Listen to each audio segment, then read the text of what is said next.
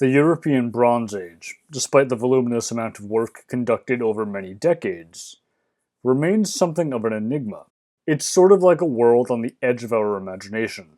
It exists just beyond the grasp of written sources, so often employed to shed light on a past that, in many ways, will remain forever cast in shadow. Instead, we have archaeology. Absolute tons of material remains and evidence, everything from the bones of fallen warriors to the megaforts of the Carpathian Basin, which often leave us with many more questions than answers. How do you interpret a site or an object if you don't really know what it is?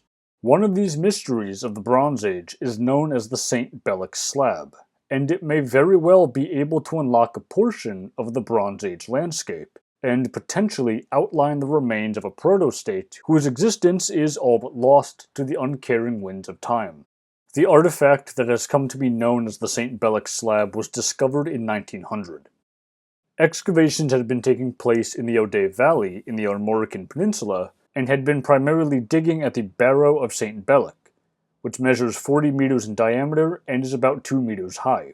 The barrow takes the form of a cist grave, with the earth then raised above the chamber, and this slab was used to form a portion of that grave, although evidently at some point in the past, it had been broken.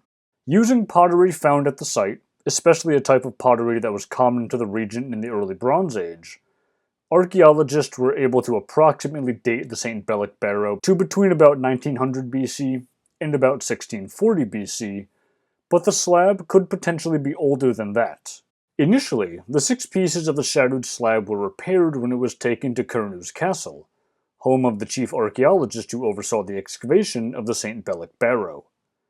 The artifact was subsequently acquired by the French Museum for National Antiquities, but apparently it was then forgotten about, being stored in the moat of Saint-Germain-en-Laye Castle until the 1990s, when it was then moved into the castle itself. The slab then continued to gather further dust until 2014. Unfortunately, at some point this slab appears to have been broken again, and only 3 of the original 6 pieces now remain, so the item is incomplete. But even with those 3 pieces missing, what remains is pretty big. The Saint Belec slab as it exists now measures about 2.2 meters long, about 1.5 meters wide, it's about 16 centimeters thick, and it weighs about 1.5 tons. So, what exactly is the Saint Belec slab? Well, for quite a long time since its discovery, essentially nobody knew.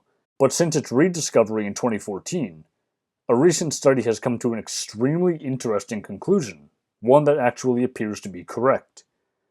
This is a map of the O'Dea Valley, or at least a portion of it, that covers about 545 square kilometers.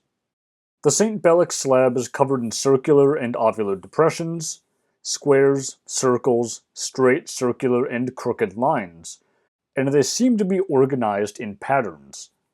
The stone itself is of a light gray color, and the engravings are much darker, which indicates that the whole thing was not exposed to the elements, or at least not exposed for any significant degree of time to cause weathering over the millennia.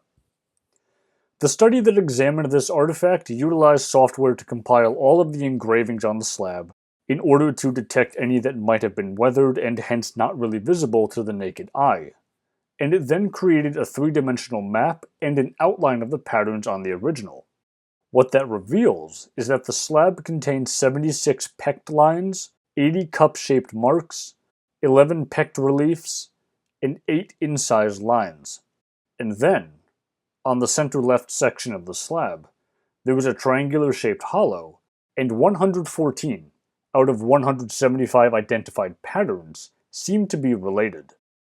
In overall form, and especially in terms of repeating patterns and symbols, the Saint Belec slab is strongly indicative of a type of topographical map called a plan topograph map, which aims to combine both the landscape and the height of features within that landscape with other signs and symbols. And when this was compared to current maps of the O'Dea Valley, taking into account that river systems and streams do shift, and that there would be other alterations in the landscape, on average there was an 80% match between the Saint Belec slab and modern maps.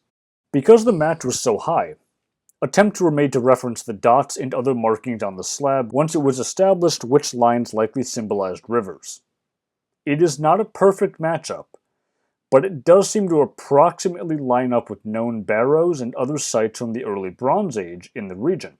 So then, if this is depicting a map of the early Bronze Age O'Dea Valley, then what exactly is this a map of? The answer to this perhaps lies in roughly the center of the map, which shows what looks to be some sort of an enclosure, approximately in the area where archaeologists have excavated the site of Leuhan, which covers about 9 acres, along with a boundary ditch and a rampart measuring 3 meters wide and about 1.7 meters high on average. This boundary ditch had an opening toward the southwest, although it's uncertain if there was a gate or some other similar feature. But if you were to start in the center of the site, and you were to exit in a southwest direction through that opening in the boundary ditch, after about a kilometer you would arrive at a large barrow dated to about 2000 or 1900 BC, the grave goods of which inform us that whoever was buried here was evidently very wealthy and probably very powerful. And, if you compare this to the locations depicted on the Saint Belec slab, it would seem that there are not only a series of barrows on the slab, but also a series of lines spreading out across the slab that appear to start at the site of Leuhan. So then, if this is indeed a map which shows what seems to be some sort of a fortified settlement, and some other sites like barrows, 3 questions then arise. Why would this have been made in the first place? What was this map doing in a barrow as part of the construction? And how should what is depicted be interpreted? In the early Bronze Age, the Armorican Peninsula was home to what archaeologists know as the Armorican tumulus culture, which existed roughly between about 2200 BC and about 1400 BC, so the barrow that the Saint Belec slab was discovered in falls in the latter half of this period, while the slab originally probably falls in the first half in terms of construction and use. The region is probably one of the most important areas in Europe during the Bronze Age. Between about 4200 BC and about 2000 BC, the quarry at Celadon here produced approximately 6 million stone axes, which then show up all along the Atlantic coastline of Europe. Later on, carp's tongue and Rosnoan swords show up here, and megaliths dot the landscape and radiate outward from here. Smiths evidently made use of local tin, but they sourced their copper from farther north, notably from mines located around Ross Island and Mount Gabriel in Ireland. So clearly, the region was located at a confluence of several major trading networks, which were in existence for over 2,000 years. But eventually they appeared to break apart, and the volume of trade dwindled during the late Iron Age. But what those trade links certainly could mean is that some sort of a chiefdom or polity could have existed in the area during the Bronze Age, and this is where the argument returns to the map.